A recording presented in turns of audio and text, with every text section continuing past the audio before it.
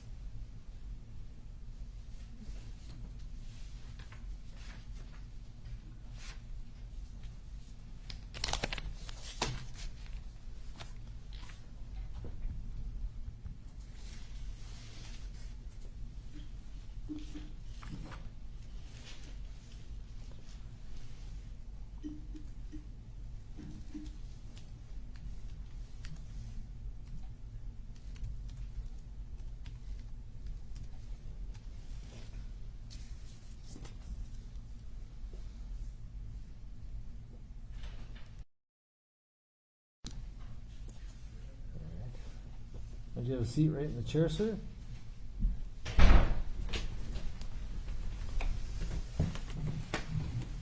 Good afternoon, and thanks for your patience. No problem. You are juror number 19, correct? That is correct. All right. Before I turn the questioning over to the attorneys, I'm going to ask you a few questions, but first administer an oath so that all the questions you answer are under oath. So if you could raise your right hand. Do you swear or affirm under penalty of perjury that you will truthfully answer all questions about your qualifications to serve as a juror? I do. All right. First thing I want to ask is about the questionnaire you filled out quite a while ago. Sure. Was everything that you answered on that questionnaire true? Yes, sir. And do you have any changes, amendments, addition to the questionnaire that you can think of at this moment? Not that I'm aware of. Okay.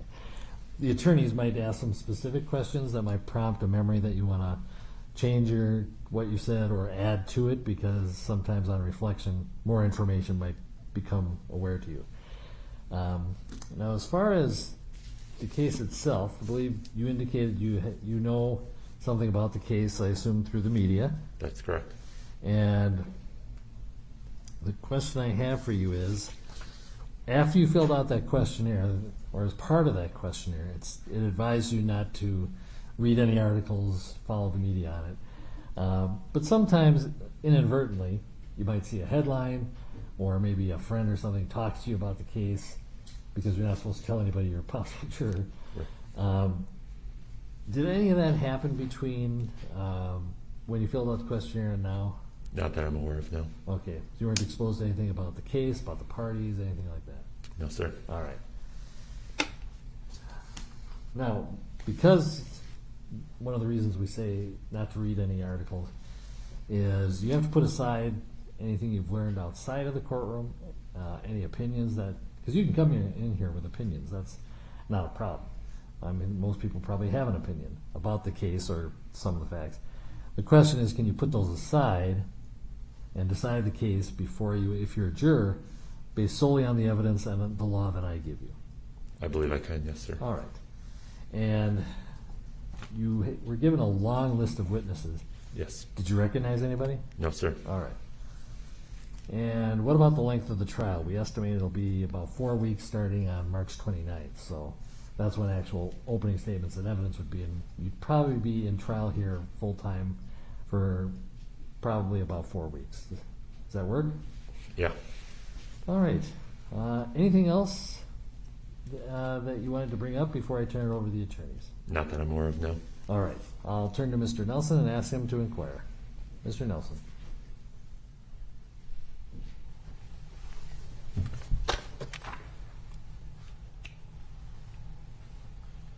Good afternoon, sir.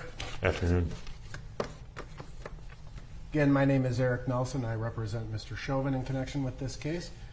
Just have a few questions I'd like to go over kind of generally with you, and then from there, ask you some specific questions about your questionnaire. And Sure. your responses. You're good with that? Yes, sir. All right. So just you and I meet in some social situation. What are two or three things you'd want me to know about you walking away? I'm an honest person, straightforward, and easy to talk to. Okay. And when you received your jury summons, what was your first reaction? Just trying to figure out dates that work best with work. I've done it 5 years ago, roughly. That time might not be exact, but I've done it recently, and it was more so just trying to make sure that I could find a week that worked well. Okay. Did you postpone your jury service at some point and then end up here, or was this the original? I did not. This was original. Okay. When you received that jury notice, did it also include the questionnaire that you filled out? I believe that was the second round of information I received. I believe first was just the dates, and then second was the questionnaire. Okay. When you got that second mailing, the questionnaire, and you realized that it was in connection with this case, what was your reaction? Just that it's my civil service to fill that out, and if chosen as a juror, to fulfill that. Okay. When you got to court today or yesterday, whichever day was your first day, what did you think when you saw the government center? Was a little surprising. I haven't been downtown recently. I used to work just across the street, so even pulling in the parking lot and that being gated up was just, like I said, hadn't been down in this area of Minneapolis recently. Okay. So when you say it was surprising, like what do you mean? Like just the scope of it, or? Yeah, I'd say that's it. Just the gating and all the protective things in place. Okay. Was not, I guess, could have expected that, but wasn't expecting it. Do you have any concerns about your personal safety serving as a juror on this case? No, sir, I do not. How about for your family? No, sir.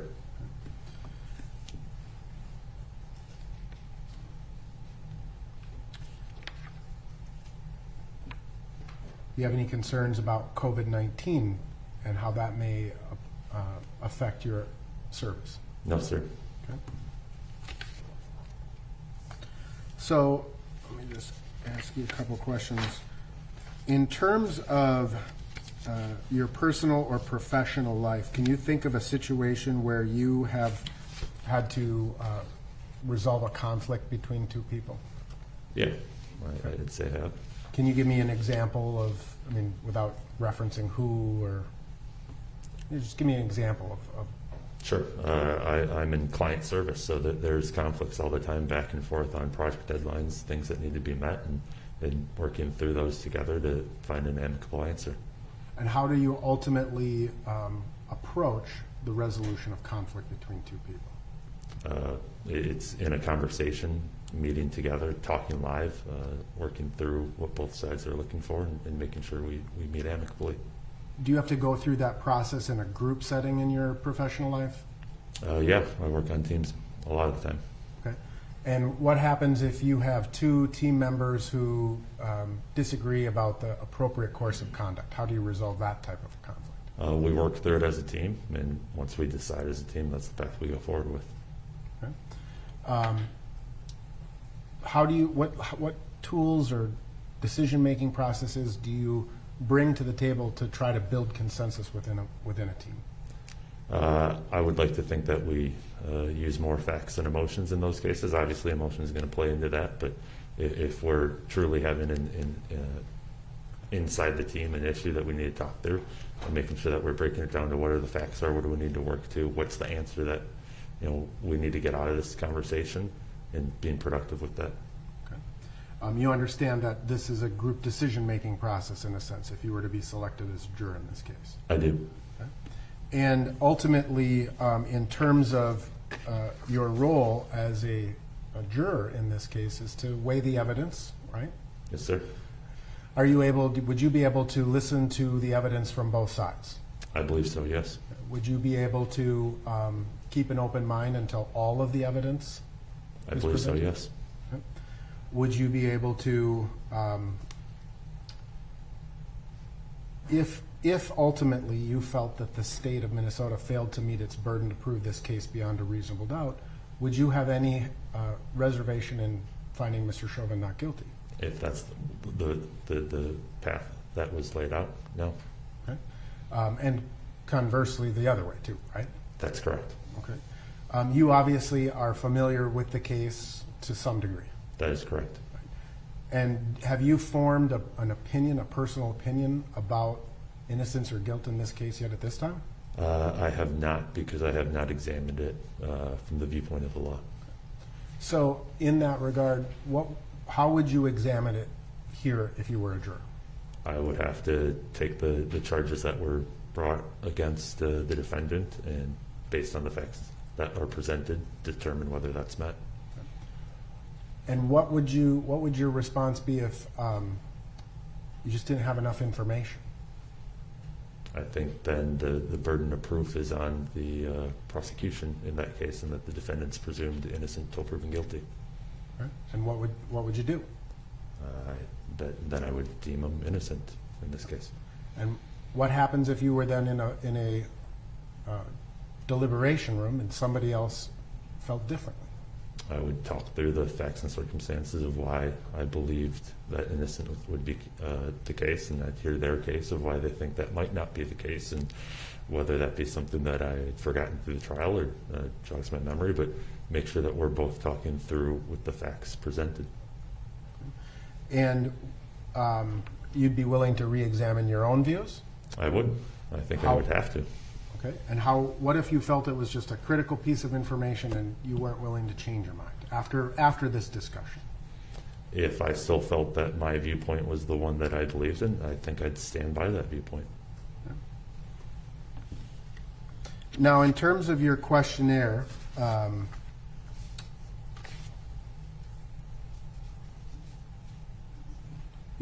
the first question just sort of asked you to recite what you had heard or what you knew about this particular case. Yes. And one of your statements reads that after that time, George was unresponsive. The police officers did not try to resuscitate George while the ambulance arrived. Can you just explain, like, what do you mean? Where did you get that information? Before I was informed that I would possibly be a part of this case, that is what I remember from news reporting at the time. Okay. So since that time, you've not No, read sir. it? Okay. Have you talked to other people about the fact that you're a potential juror in this case? No, sir. Now, you indicated that your view of the defendant in this case, Mr. Chauvin, was somewhat negative. And what you write is, from what I remember, they held a knee on his neck for 7 minutes and did not attempt to resuscitate him when he was not breathing. Can you expand on what you mean by somewhat negative and your thoughts in that regard? Somewhat negative because the fact is someone died, and that's obviously not a positive thing by any means, and that he should be given the same justice that I'm here to help try and be a part of hearing in the case amongst his peers. Okay. So who should be given that same justice? Ideally, George should have at the time, and so the fact that he is not here to be held in front of a court for the crimes that he was being apprehended for is the somewhat negative that I was referring to in my questionnaire. Okay. So is it fair to say that you have formed at least a preliminary opinion as to innocence or guilt? I would not say that's the case. I'd say the somewhat negative is due to the fact that he's dead, and the innocence or guilt is in relation to the law and the charges brought, which I have not considered against that viewpoint. Now, you indicated that in your questionnaire again that you've watched the video about the citizen bystander video 2 or 3 times, right? That is correct. In full from start to finish? I would not say in full. I believe it was as a part of news articles, so I don't believe I would have ever seen fully start to finish, but clips of it, yes. And it's fair to say that you've not seen any other evidence in this case? Not that I'm aware of, no. Okay. So prior to receiving this juror questionnaire, you weren't following this in the media to any significant extent? Not actively, no. I'm sorry? Not actively, no. Okay. But you did have some conversations with family, friends, coworkers, things of that nature, right? Yeah, I think that just the shock that it had on the city, where there were natural conversations that came up both with my family and the workplace, and yes, I partook in those. Okay. And did you have friends or family member who may have taken different viewpoints of the circumstances? I not necessarily know. I don't think the conversations were revolving around any judgment upon the case, but just the happenings of what was out there. Well, I guess what I mean by that is that there's lots of ripple effects, right? Sure. From any incident, And so some people will take a position one way, and another person will take a contrary position. Any of the conversations that you had with your family, friends, or coworkers, did they differ? Not materially, no. Okay. Would you describe those conversations as more political in nature or specific to the facts of this case? More political in nature, and just the community in general. Do you think that any of the opinions that you or your friends share in terms of the politics, lowercase p, of this situation would influence your ability to be fair and impartial in this case? No, I don't believe so. So no one's expecting you to not have any biases or any concerns, or the question is, can you set those aside? Understood. And you think you can do that? Yes, sir. You also indicated that you have a friend who is a police officer. That is correct. Is he a police officer with the Minneapolis Police Department? I believe so. Okay.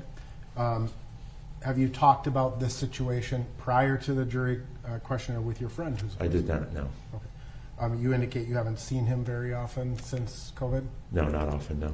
How close of a friend would you describe this to be? He's not a super close friend. I'd say more of a friend of a friend. Okay. How often would you, prior to COVID, how often would you see him? 2 times a year, maybe. Okay. Would he talk about his job? Occasionally.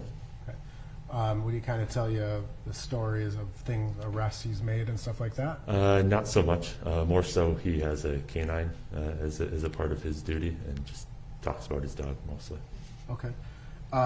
If you were selected as a juror on this case, would you call up your friend and ask him his opinion? And no, as I don't believe I should be talking with anyone outside these walls about the case. Would you be concerned that if you were to find Mr. Chauvin guilty, that could damage your friendship with this person? No, I would not. And conversely, would you feel any obligation to find him not guilty by virtue of this relationship? No.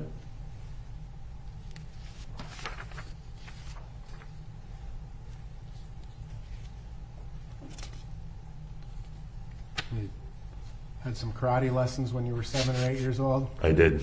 like pretty much every other kid in the state. Just wanted to answer to the best of my ability. Right, understood. You also had some opinions as to both Black Lives Matter and Blue Lives Matter. Yeah. Would you care to expand on either of those opinions? I think what I wrote there is consistent with my thoughts. Okay.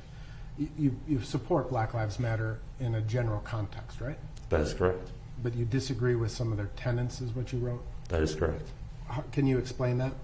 I think some of the ways that, depending on group members, have gone about it has not always been the best actions, but I do believe that Black Lives Matter.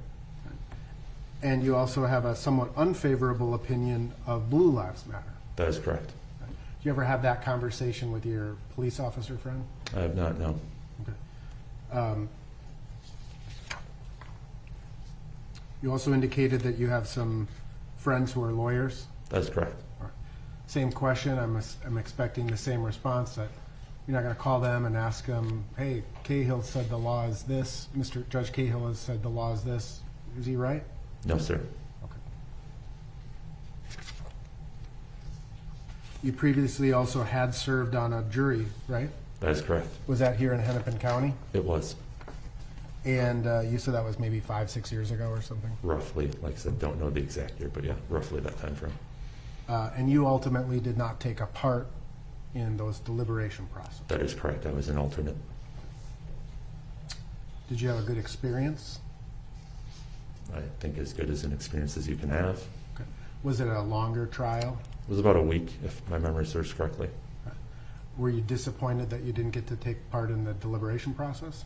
Slightly, yeah. I think after hearing the process, I formed an opinion and sat through it, so I was looking forward to it, as I think it's an important part of our society. Okay. And in terms of that experience, I mean, you had kind of a preview, right, leading up to this. You know, there's some delays here and there, right? Yeah. But ultimately, there's nothing about that experience that would impact or impair your ability to be fair in this case? No, sir.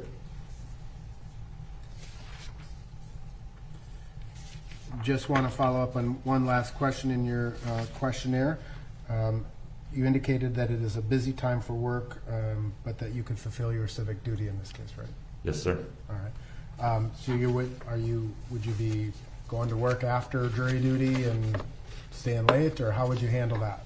Yeah, so I would be on leave, but there's probably some things I'd still have to pitch in and work through at night. Okay. Is it like would you end up having to pull all-nighters and anyway have it affect your ability to serve here as a juror? Not that I'm aware of, no. Okay. Your Honor, I'll pass for cause. Mr. Slushin. Thank you,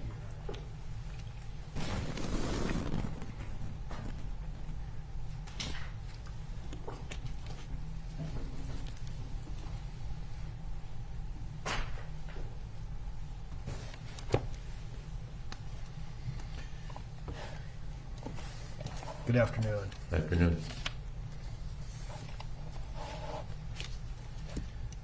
So, juror number 19, Yes, sir. you discussed in your questionnaire some information that you gathered or had prior to filling out the questionnaire about the case itself. And I just want to follow up on a couple of things.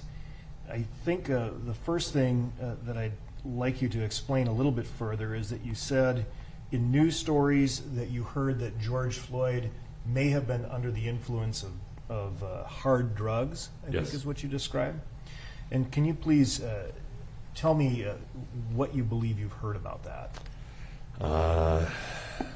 Trying to reflect back, just that there may have been drugs in his blood, but I cannot confirm or deny whether that is a truthful story at this time. Aside from whether or not the story is truthful, I was interested that you use the term hard drugs. What do you define as hard drugs? Anything that I wouldn't consider a recreational drug, so anything more than marijuana. Okay. And so what effect, what ran through your mind when you heard this? Regardless of whether or not it's true, that George Floyd may have been under the influence of hard drugs. Frankly, I don't think that should have much impact on the case, as whether you're under the influence of drugs doesn't determine whether you should be living or dead. And I believe you also stated that you think that you heard that George Floyd had what you called a checkered past. Yes. Can you describe what you meant by that? If I remember correctly, he has served previously prison sentences, or at least been convicted of crimes in the past. And that's what you heard in the media? That's what I heard in the media. I think you also said that you believe that you heard that it involved a domestic disturbance. I believe that's one of the cases that I had heard about, yes. Can you describe for us what you think you heard about that, just as much detail as you can recall? There's not a lot there, but just that one of his previous charges, at least, I don't know if it was conviction or not, had to do with either domestic assault or just domestic disturbance. Oh, one thing that you were asked in terms of prior information that you've heard, maybe prior opinions that you formed before coming here today, you were asked whether or not you could set those opinions aside and decide the case based solely on the evidence that you hear. Now, you may or may not hear any evidence like that at all. Right? But just in the back of your mind, as you would be listening and thinking about this case, let's say you didn't hear any evidence regarding anything about George Floyd's past. Do you think you'd be able to put that out of your mind, or would it still, kind of be in the back of your mind that maybe George Floyd had some run-ins with the law? I think I'd be able to set that aside because each case should be tried on its own. And if you did hear information like that, that he'd had some run-ins with the law prior to the day that he died, do you think that would have an effect on how you would decide the actions of those involved on that particular day? I don't believe so. As I just said, I think that the trial should stand for itself as alone. What has happened in the past shouldn't be on trial here. Can you, without disclosing, your precise title or the place you work, just provide a little bit more information about what exactly you do in your job? Yeah, so I'm an auditor. So with that, I look at companies' financial statements to make sure that they're in accordance with the accounting standards. Okay. And as an auditor, I think you said this is a busy time. Is this a particularly busy time for you as an auditor? It's a little better right now. January is probably the worst, but here through June is busier than the second half of the year, yes. And if you were seated as a juror in this case, on behalf of both sides, we'd be asking you to commit your full and undivided attention to this trial, to all of the witnesses who testify, to all of the exhibits that are offered, to all of the instructions of the judge. Would you be able to do that? Yes, sir. And you gave a good affirmative answer there. I just wanted to revisit an answer you gave before a couple of times when asked the question about would you be able to put aside any opinions you may have formed or media accounts you have heard. And I think you said, I believe I can, or I think I can. And just need to be very clear here, because if you were a pilot instead of an accountant, and I was about to get on your plane and I'd say, hey, are you gonna land this plane safely in Phoenix like we have planned? And you said, I believe so. I might turn around. And so I just need to hear from you when you say that you believe that you can set aside your prior opinions. Do you mean you can, or are you unsure? I believe I can to the best of my ability. Okay. And so when you say you believe you can, does that mean that you will, or that you'll just try? That I will. That you will. Yes, sir.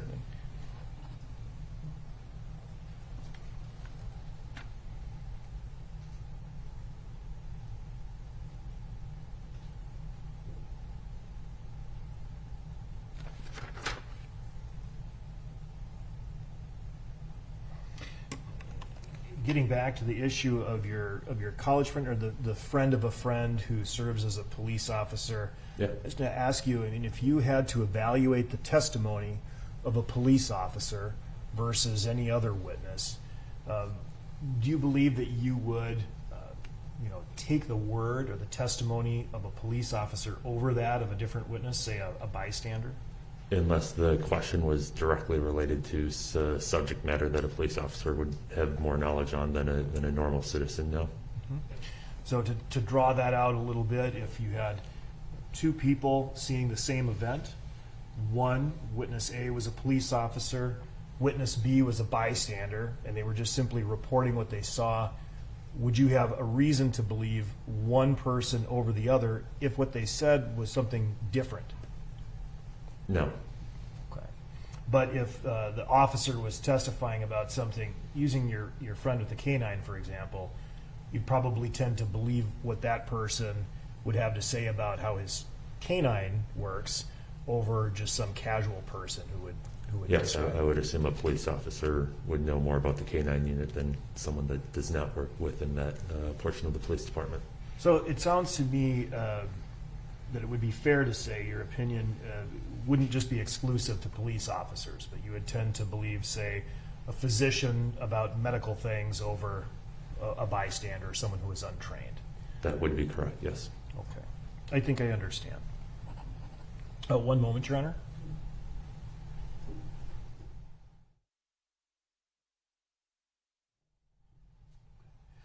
Thank you. I have no further questions, and I really appreciate your candor here today. Thank you. Thank you. All right, Juror 19, you will serve on this jury. Okay. So what we're going to do is we're going to have you come back. You're free to go about your business until March 29th.